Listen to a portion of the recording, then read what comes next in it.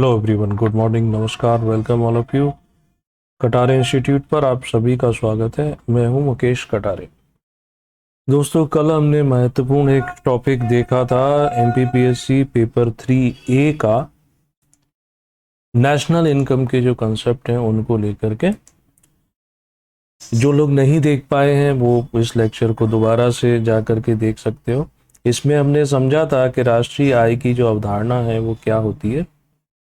GDP, NDP, GNP, NNP, ये सारे जो कंसेप्ट थे वो क्लियर हुए थे। अब इसका जो बचा हुआ पार्ट है वो आज कंप्लीट करेंगे। इस बचे हुए पार्ट में हम देखेंगे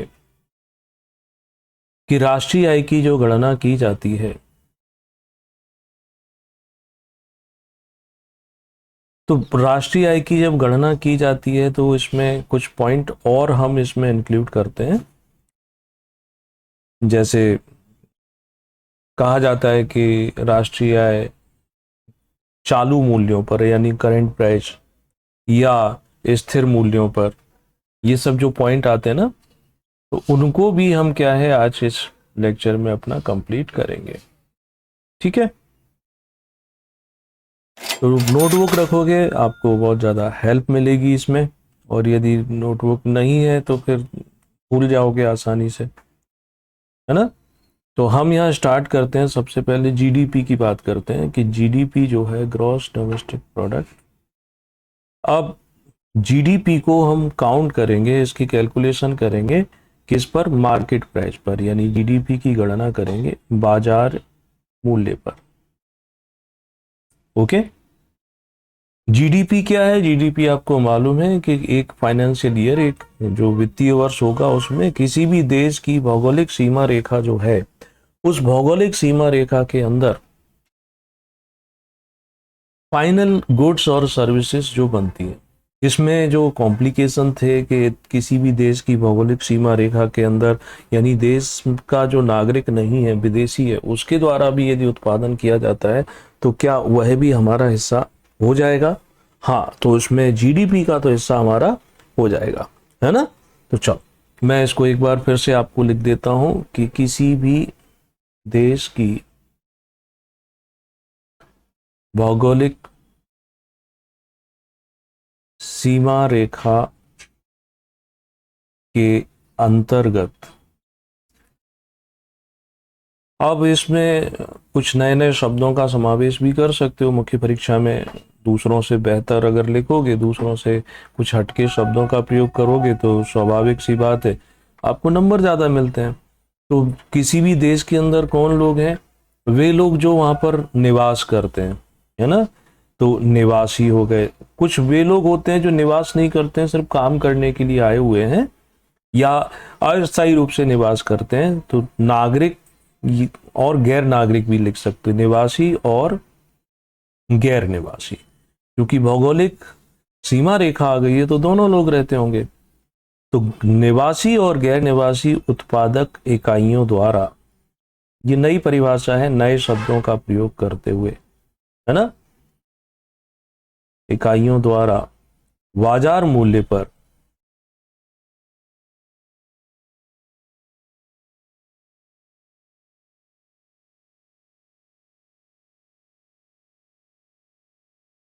व्यक्त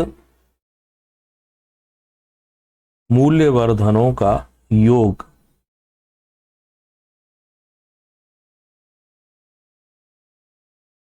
ये क्या हुआ? ये है बाजार मूल्य पर जीडीपी की गणना। ठीक, शब्द हैं, इन शब्दों को एक्सप्लेन कर देते हैं एक एक चीज, जिससे कि आपको एकदम से क्लियर हो जाएगी। ठीक है, तो बाजार मूल्य से क्या आशय होता है? मार्केट प्राइस से यहाँ पर क्या मतलब होता है कि जब कोई सामान बनाया जाता है, सामान बनाया जाता है किसी भी फैक्ट्री में, तो उसके बनाने पर कितना पैसा खर्च हुआ है ना। तो उसे क्या बोलते हैं? उसको हम बोलते हैं लागत। लागत किस बात की लागत? तो एक लागत शब्द का प्रयोग करेंगे। ये लागत है कौन सी? उत्पादन की, कि किसी सामान के उत्पादन में कितनी कॉस्ट लगी, ये यहां हम लिख लेंगे। अब बाजार मूल्य इस उत्पादन लागत से अलग होगा। यहाँ क्या जोड़ेंगे, इसमें जो सामान बना रहा है वो अपना प्रॉफिट भी जोड़ेगा, मुफ्त में तो नहीं बनाएगा ना। प्लस उस सामान को बाजार तक भेजने के लिए भी जो पैसा खर्च होता है उसे हम बोलते हैं ट्रांसपोर्टेशन कॉस्ट, तो परिवहन लागत। ठीक है। ऐसे ही परिवहन लागत के साथ साथ उत्पादन पर यदि कोई टैक्स लगाया जाता है तो वो सब चीजें जब आप जोड़ लेते हो तो उसी को क्या बोलते हैं, उसी को बोलते हैं बाजार मूल्य, मार्केट प्राइस। ये क्लियर हो जाना चाहिए कि मार्केट प्राइस क्या होगा, तो मार्केट प्राइस ये हो जाएगा। ओके, ठीक है भाई। तो ये हुआ जीडीपी एट मार्केट प्राइस। इसका दूसरे शब्दों में हम ये भी कह सकते हैं कि किसी कंज्यूमर को जिस कीमत पर कोई वस्तु प्राप्त होती है या जिस कीमत पर कोई सेवा मिलती है उसको हम कहते हैं बाजार मूल्य। उपभोक्ता को जिस कीमत पर वस्तु या सेवा प्राप्त होती है वही है बाजार मूल्य पर जीडीपी। जीडीपी में चूंकि हम सभी अंतिम वस्तुओं और सेवाओं के मौद्रिक मूल्य का योग करते हैं, तो ये गैर निवासी, निवासी वो जो यहाँ के नागरिक हैं, गैर निवासी वे जो यहाँ के नागरिक नहीं हैं लेकिन उत्पादन फैक्ट्री लगी है या कोई और सर्विस जनरेट करते हैं। तो जब कभी जीडीपी बाजार मूल्य पर पूछा जाएगा तो हम इतना लिखने से हमारा काम चल जाएगा। अगर उन्होंने पूछा कि जीडीपी साधन लागत पर बताइए, साधन लागत पर जीडीपी यानी सकल घरेलू उत्पाद की गणना कीजिए, है ना, वो कैसे निकालेंगे, उसको कैसे समझेंगे। तो साधन लागत पर जीडीपी, सकल घरेलू उत्पाद की गणना, साधन लागत को हम बोलते हैं फैक्टर कॉस्ट। ये कैसे निकलेगा, क्या होता है साधन लागत पर, तो देखो इसका मतलब सिंपल सा है कि मार्केट प्राइस में आप क्या कर रहे थे कि इस फैक्ट्री से सामान बनने के बाद मार्केट में पहुंचाने तक और जिसने बनाया वो अपना प्रॉफिट विभिन्न इनडायरेक्ट टैक्सेस जो जुड़ जाते हैं तब निकालते हैं। यहां हम साधन लागत का मतलब है कि किसी वस्तु के उत्पादन पर यानी उसके बनाने पर जो लागत आती है, जो पैसा खर्च करते हैं, यहां हम उसका प्रॉफिट भी नहीं जोड़ रहे हैं। यानी वह कीमत जिस कीमत पर सामान किसी फैक्ट्री में बन करके तैयार होता है। तो इसका मतलब ये हुआ कि इसमें जो प्रॉफिट है या इसमें जो ट्रांसपोर्टेशन पर खर्च हुआ या इसके एडवर्टाइजमेंट पर जो खर्च हुआ वो सब इसमें इंक्लूडेड नहीं होते, इन सबको एक्सक्लूड कर दो, हटा दो। तो ये क्या हो जाएगा, जीडीपी एट फैक्टर कॉस्ट कहलाएगा, जीडीपी एट फैक्टर कॉस्ट। इसका फॉर्मूला भी बना सकते हो, कई बार फॉर्मूला बनाकर लिखने पर भी आपको इफेक्टिव मार्क्स मिल जाते हैं ना। तो वो कैसे बना सकते हो, तो शॉर्ट में जीडीपी और एफसी मतलब factor cost is equal to, यानी ये क्या हो जाएगा, तो जीडीपी अगर मार्केट प्राइस का हमें पता है बाजार मूल्य, तो बाजार मूल्य में से आप क्या करो कि इनडायरेक्ट टैक्सेस हटा दो, माइनस कर दो, है ना, जो भी इनडायरेक्ट टैक्सेस लगते हैं वो माइनस कर दो। यदि इस पर कोई सब्सिडी मिलती है तो वो सब्सिडी जो है ना वो जुड़ जाएगी। इसको कैसे समझेंगे, इसको ऐसे समझेंगे, मान लेते हैं कि आप मैन्युफैक्चरर हो, कोई सामान बनाते हो, आपने एक पानी की मिनरल वाटर की बोतल बनाई जो कि बाजार में हमें 20 रुपए की सामान्यतः प्राप्त होती है, बशर्ते आप विराट कोहली नहीं हो। 400 रुपए लीटर वाली 20 रुपए की पानी की बोतल बाजार में मिलती है। अब इस 20 रुपए की बोतल यानी ये क्या हो गया, मार्केट प्राइस पर कीमत हो गई। लेकिन यहाँ क्या होता है कि इस पर टैक्स भी तो लगते होंगे, जीएसटी लगता होगा। ये जो इनडायरेक्ट टैक्स है, इनडायरेक्ट टैक्स क्या होते हैं, टैक्सेस जो है ना दो प्रकार के होते हैं। शॉर्ट में बताता हूँ, अदरवाइज टैक्स वाला जो चैप्टर है मैं किसी अलग दिन शुरू कर दूंगा। दो प्रकार के टैक्सेस होते हैं, एक जिन्हें प्रत्यक्ष कर कहते हैं यानी डायरेक्ट टैक्स, और दूसरा वो जो अप्रत्यक्ष कर के नाम से जाने जाते हैं वो क्या कहलाते हैं, इनडायरेक्ट टैक्स। दोनों में अंतर क्या है? दोनों में अंतर ऐसा है कि डायरेक्ट टैक्स का मतलब है कि जिस व्यक्ति पर लगाया जाता है उसका पेमेंट भी उसी के द्वारा किया जाता है। यानी टैक्स में, टैक्सेशन में दो घटनाएं होती हैं। एक होता है जैसे हम कहते हैं incidence of tax. Incidence of tax का मतलब है करापात, कि कर का लगाया जाना, और दूसरा होता है कराघात, इम्पैक्ट ऑफ टैक्स। ये है कर का, टैक्स का पेमेंट कौन कर रहा है। जैसे आप पैसा कमाते हैं, आपकी इनकम साल में मान लो 5 लाख रुपए है एक साल का, नॉन एग्रीकल्चरल इनकम यानी गैर कृषि कार्यों से आप साल का 5 लाख रुपए कमाते हो। तो अब आपको क्या होगा कि 2.5 लाख रुपए तक तो आप टैक्स फ्री हैं, और 2.5 लाख रुपए पर आपको टैक्स देना पड़ेगा, इनकम टैक्स भरना पड़ेगा। तो आप की इनकम के ऊपर जो टैक्स लगाया गया है उसका पेमेंट आपको ही करना पड़ेगा, आपके बिहाफ में कोई अन्य व्यक्ति तो पेमेंट करेगा नहीं। तो ये क्या हो गया, ये डायरेक्ट टैक्स हो गया। यानी incidence of tax and impact of tax एक ही पॉइंट पर होता है, कराघात और करापात। अप्रत्यक्ष कर क्या हुआ, जैसे क्या हुआ कि कोई सामान है, मान अभी हम पानी की बोतल की बात करते हैं, हम इसको दुकानदार से खरीदते हैं। अब उसकी कीमत थी 18 रुपए प्लस जीएसटी, जीएसटी 2 रुपए था, मिला करके 20 रुपए का हमने भुगतान कर दिया। यानी आपने जीएसटी भी पे किया है, लेकिन आप ये जीएसटी आप पर नहीं लगाया गया था, ये लगाया गया था किस पर, दुकानदार पर। लेकिन दुकानदार उस पैसे को किससे वसूल कर रहा है, यूजर पर, उपभोक्ता पर। तो ये क्या होता है कि इंसिडेंस एक पॉइंट पर हुआ, दुकान पर हुआ, और करापात यानी इंपैक्ट किस पर हुआ, उपभोक्ताओं पर हुआ। तो यहाँ दोनों घटनाएं अलग अलग होती हैं, उन्हें बोलते हैं अप्रत्यक्ष कर। तो यहाँ एक पानी की बोतल जो आप बना रहे थे, मान लेते हैं उसकी जो लागत है वो 20 रुपए ये मार्केट प्राइस है। अब इनडायरेक्ट टैक्सेस, तो इनडायरेक्ट टैक्सेस का मतलब हो गया कि जैसे इस पर 2 रुपए लगते हैं तो 2 रुपए इस पर माइनस कर दो, प्लस इस पे क्या लिखा है, सब्सिडी। तो सब्सिडी, अब पानी की बोतल है, हो सकता है सरकार एक बोतल पर 5 रुपए की सब्सिडी देती हो। तो सरकार जो 5 रुपए की सब्सिडी देती है तो वो 5 रुपए क्या हो जाएंगे, इसमें प्लस हो जाएंगे ना, जीडीपी एट फैक्टर कॉस्ट।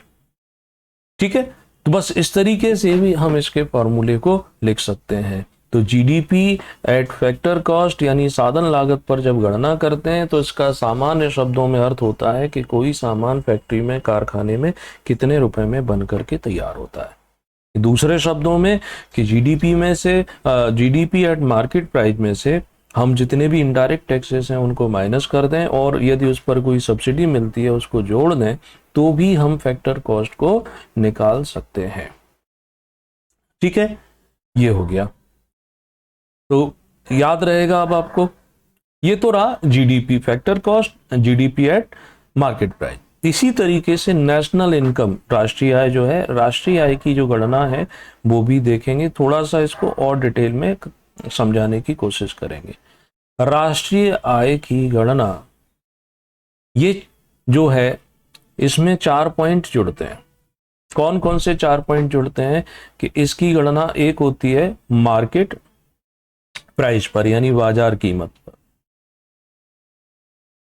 राष्ट्रीय आय की गणना बाजार कीमत पर, राष्ट्रीय आय की गणना साधन लागत पर या साधन कीमत भी कह सकते हैं, राष्ट्रीय आय की गणना तीसरा होता है स्थिर मूल्यों पर, कांस्टेंट प्राइस, चौथा आता है राष्ट्रीय आय की गणना करंट प्राइस, वर्तमान या चालू मूल्यों पर। ये चारों पॉइंट और समझना है। जब ये चारों क्लियर हो जाएंगे, राष्ट्रीय आय क्या होती है वो हम पढ़ चुके हैं। अब इसके कैलकुलेशन के लिए 4 प्रकार के मेथड जो हैं वो प्रयोग में लाए जाते हैं, तो उनको और देख लेंगे। ठीक है, एक एक करके उठाते हैं। सबसे पहले हम उठाते हैं क्या, ये वाला, बाजार कीमत पर राष्ट्रीय आय की गणना, मार्केट प्राइस। इसका अर्थ सिंपल सा है, बाजार कीमत से मतलब है कि वो है कीमत जिस पर कोई भी उपभोक्ता सामान को खरीदता है, या वह कीमत, वह प्राइस जिस पर कोई सेलर सामान को बेचता है। वह कीमत जिस पर उपभोक्ता बाजार से खरीदता है या क्रय करता है, अथवा कोई विक्रेता बेचता है, विक्रय करता है। दोनों ही बातें हमें बताती हैं कि national income eight market price. इसमें कोई डाउट हो तो आप पूछ लो, ठीक है। एक तो बाजार कीमत हो गई, दूसरी तरफ क्या हो गया, अब आते हैं कि राष्ट्रीय आय की गणना किस पर करना है हमें, फैक्टर कॉस्ट पर, साधन लागत पर। इतना तो हम समझ में आ गया होगा कि जब साधन लागत की बात करते हैं तो इसका मतलब है किसी वस्तु के बनाने पर। इसका दूसरे शब्दों में किसी भी वस्तु के उत्पादन की लागत ही उसकी क्या कहलाती है, फैक्टर कॉस्ट कहलाती है। जैसे मान लिया कि पानी की एक बोतल 15 रुपए में बन करके, यानी उसका सारा खर्चा में निकाल दो, तो वो कितने रुपए में, 15 रुपए में बन के तैयार हुई थी। और उस पर 5 रुपए जो थे वो टैक्स, अन्य कुछ प्रॉफिट जोड़ के, तो बाजार में वो कितने की थी, 20 रुपए की। तो 20 रुपए जो है ये क्या है, ये है राष्ट्रीय आय की गणना। अगर इस आधार इन आंकड़ों से करेंगे तो इसे हम बोलेंगे मार्केट प्राइस, क्योंकि इस कीमत पर ही दुकानदार बेच रहा है और इसी कीमत पर जो ग्राहक है ना वो खरीद रहे, ठीक है ना। लेकिन हम फैक्टर कॉस्ट की जब बात करेंगे तो ये 20 रुपए वाली वैल्यू नहीं जोड़ेंगे, हम यहाँ पर 15 रुपए की वैल्यू जोड़ेंगे, और इस आधार पर जब राष्ट्रीय आय के आंकड़े तैयार करेंगे तो ये कहलाएगा राष्ट्रीय आय की गणना साधन लागत पर, है ना, साधन लागत। अब ये प्रश्न हो सकता है कि क्या साधन लागत में जो बनाने वाला है उसका लाभ, उसका प्रॉफिट इंक्लूड होता है? तो आप याद रखेंगे कि फैक्टर कॉस्ट में प्रॉफिट सम्मिलित होता है, ऐड होता है। ये छोटे छोटे पॉइंट हैं जो आपको फंसा सकते हैं, है ना। अब कोई भी सामान यानी बनाया जाता है, यानी किसी भी वस्तु का जब उत्पादन किया जाता है तो उत्पादन करने के लिए कुछ मूलभूत चीजें होती हैं। मूलभूत चीजें जैसे कोई फैक्ट्री है तो फैक्ट्री के लिए जमीन चाहिए, यानी कि लैंड, भूमि।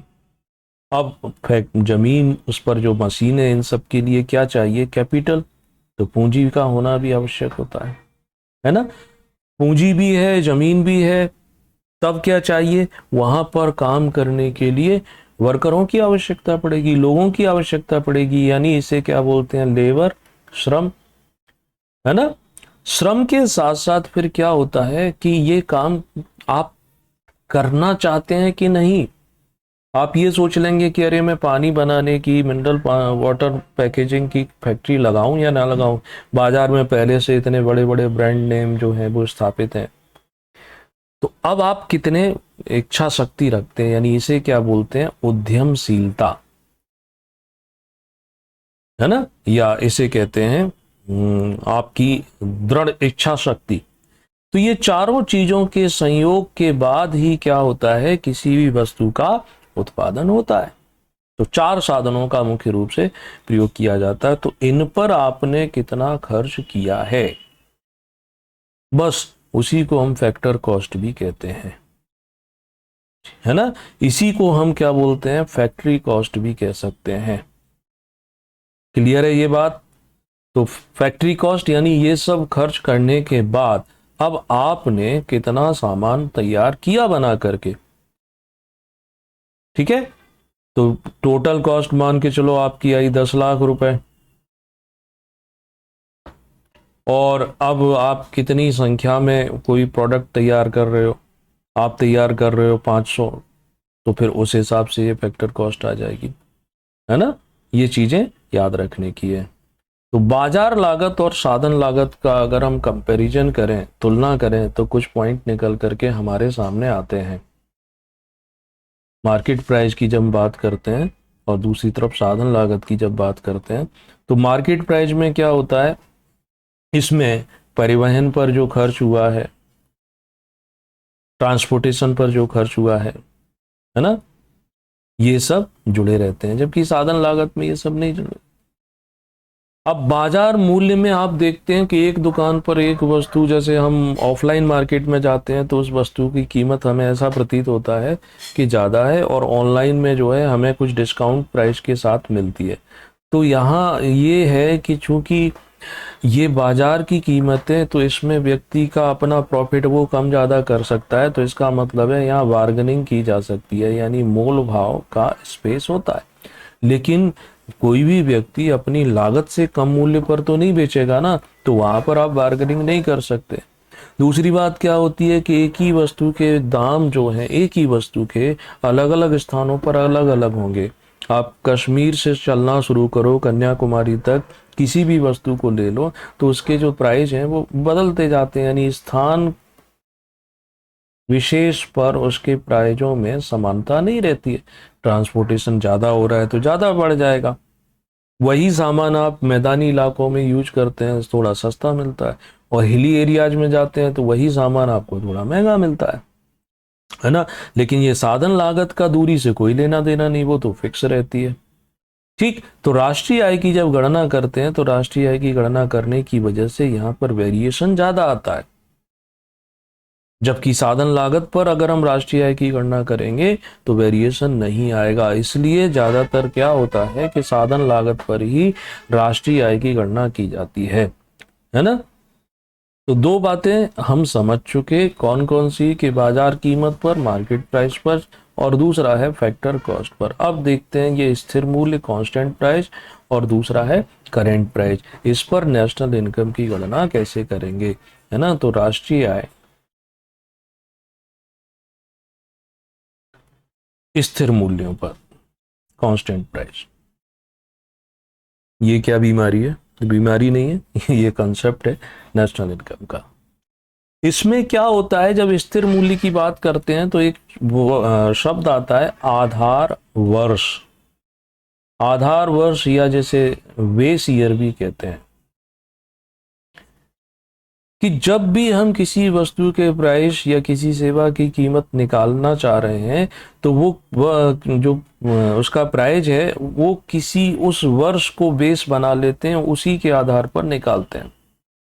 यानी ऐसा मान लो कि अभी चल रहा है वर्ष 2024, अब वर्ष 2014 को बेस बना लिया, आधार बना लिया, 2014 से 2024 के दौरान ये मान लिया जाता है कि किसी भी प्रकार की कोई महंगाई नहीं हुई है, यानी यहाँ इन्फ्लेशन का जो इम्पैक्ट है उसे छोड़ देते हैं।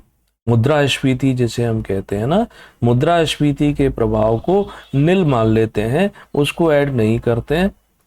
2024 में भी वस्तुओं की गणना, वस्तुओं की कीमत की गणना हम 2014 के प्राइस के आधार पर करते हैं। जैसे 2014 में दूध का भाव, स्वाभाविक सी बात है 2024 के भाव से काफी कम रहा होगा, तो हम कितने दूध का उत्पादन आज करते हैं, चूंकि राष्ट्रीय आय की गणना पर्टिकुलर ईयर में होती है कि एक साल में 2024-25 के दौरान कितनी क्वांटिटी में दूध बना, और उस दूध की क्या निकालेंगे, मॉनेटरी वैल्यू। तो जब दूध का उत्पादन, उसकी मॉनेटरी वैल्यू निकालेंगे तो वो 2024 के हिसाब से नहीं निकालेंगे कि 66 रुपए लीटर है। 2014 में जो 50 रुपए लीटर या 45 रुपए लीटर था, उसके हिसाब से उसकी काउंटिंग की जाएगी। तो इसे कहते हैं राष्ट्रीय आय की गणना कांस्टेंट प्राइस पर, स्थिर मूल्यों पर। ठीक, इससे हमें क्या सही सटीक आंकड़े मिलेंगे? नहीं मिलेंगे, बिल्कुल नहीं मिलेंगे। तो भाई जब आपने बेस ईयर काफी पुराना ले रखा है, अब इससे क्या नुकसान होता है? उससे नुकसान होगा कि मान के चलो आप जॉब करते हैं और सरकार आपको वेतन देती है, सैलरी जो देती है, तो वो सैलरी देगी कि एक व्यक्ति को उसकी जीवन यापन के लिए जो चीज़ें लगती हैं उसकी कीमत क्या होगी, तो वो कीमत निकालेगी 2014 के हिसाब से कि उसको इतना सब्जियां लगती हैं, इतने कपड़े लगते हैं, घर का इतना किराया है, पेट्रोल है। वो कीमत वो जोड़ रहा है किस हिसाब से, 2014 के हिसाब से, जबकि 14 से 24 के बीच में हर चीज़ लगभग डबल हो गई है, तो आपकी सैलरी तो कम हो जाएगी ना। तो ये होता है कांस्टेंट प्राइस। यानी मोटे तौर पर इसमें हमें याद करने वाली बात है कि इन्फ्लेशनरी या इन्फ्लेटरी जो इफेक्ट है उसे छोड़ देते हैं, मुद्रास्फीतिकारी प्रभाव को यहाँ इग्नोर किया जाता है और उसके बाद गणना की जाती है किसकी, राष्ट्रीय आय की। अब आते हैं चालू मूल्य या चालू कीमत, या इसी को दूसरे शब्दों में हम बोलते हैं वर्तमान, या इसी को करेंट प्राइस भी बोलते हैं। इस पर राष्ट्रीय आय की गणना। तो यहां जब हम उस वस्तु की राष्ट्रीय आय की गणना करते हैं तो किसी पुराने ईयर के आधार पर नहीं करते हैं, हम करते हैं कि वर्तमान में वह वस्तु या वह सेवा हमें किस दर पर प्राप्त हो रही है। ठीक है, तो ये ऐसे समझ लो कि अगर हम इस आधार पर वर्तमान मूल्य पर करेंगे तो ये ज्यादा आएगा किसकी तुलना में, कांस्टेंट प्राइस की तुलना में। आज तो दूध 66 रुपए लीटर है, 2014 में तो कम था। ठीक है, तो ये ऐसे समझ लो कि वर्तमान मूल्य का अर्थ यही है कि कोई वस्तु आज हमें मार्केट में एमआरपी जो है उसके बेस पर काउंट किया जाता है। ठीक है, तो ये 4 तरीके हमें समझ में आ गए राष्ट्रीय आय की गणना करने के लिए। तो राष्ट्रीय आय की कैलकुलेशन के दौरान कुछ बातों का हमें ध्यान रखना पड़ता है, कुछ सावधानियां रखनी पड़ती हैं। तो सावधानियां क्या रखनी पड़ती हैं वो भी समझ लो कि ये ऐसे समझो कि हमेशा इसमें अंतिम रूप से, यानी फाइनल वस्तु क्या है, फाइनल गुड्स क्या है या अंतिम सेवा क्या है, उसी की कीमत को जोड़ते हैं। यानी मध्यवर्ती इंटरमीडिएट जो गुड्स होती हैं उनको नहीं जोड़ते हैं। कोई लैपटॉप बना करके कंपनी सेल करती है, अब लैपटॉप में कई सारे कंपोनेंट्स लगते हैं, उसमें आईसी लगती है, कई सारी चिपें लगती हैं। ऐसी कंपनी जो उन चिपों को बनाती है, तो यहाँ चिप की कीमत ऐड ऑन नहीं होगी। यहाँ चूंकि चिप को हम थोड़ी यूज में ला रहे हैं, हमें तो एक मशीन चाहिए, एक लैपटॉप। तो मध्यवर्ती गुड्स क्या हो गए, उसके अंदर लगे हुए इलेक्ट्रॉनिक कंपोनेंट्स, वो फाइनल गुड्स हो गया लैपटॉप। तो मध्यवर्ती कीमतों को ऐड नहीं करेंगे, अंतिम वस्तु और सेवाओं को जोड़ा जाता है ना। मध्यवर्ती वस्तुओं को अगर जोड़ा भी जाएगा तो फैक्टर कॉस्ट पर जोड़ा जाएगा, उसे मार्केट प्राइस पर नहीं जोड़ा जाएगा। ठीक है, दूसरी बात, जैसे हम बहुत सारी चीजें क्या करते हैं, आयात करते हैं, इंपोर्ट करते हैं दूसरे देशों से, तो जो इंपोर्ट करते हैं उनकी भी तो वैल्यू होती है। तो क्या वह कीमत राष्ट्रीय आय में जोड़ी जाती है? नहीं। क्यों? राष्ट्रीय आय ने क्या बोला था कि एक वर्ष में, एक वित्तीय वर्ष में उत्पादित होने वाली अंतिम वस्तुओं और सेवाओं, ये वस्तुएं हमने उत्पादित यानी बनाई थोड़ी, इनका कोई प्रोडक्शन थोड़ी किया है, ये तो हमने क्या किया हुआ है, इंपोर्ट की हुई है। इसलिए इंपोर्टेड वस्तुएं जो होती हैं वो सब नेशनल इनकम के दायरे से क्या होती हैं, बाहर होती हैं, ये भी याद रखना। ठीक है, तो ये कुछ सावधानियां होती हैं जिनका जो प्रयोग है वो किया जाता है।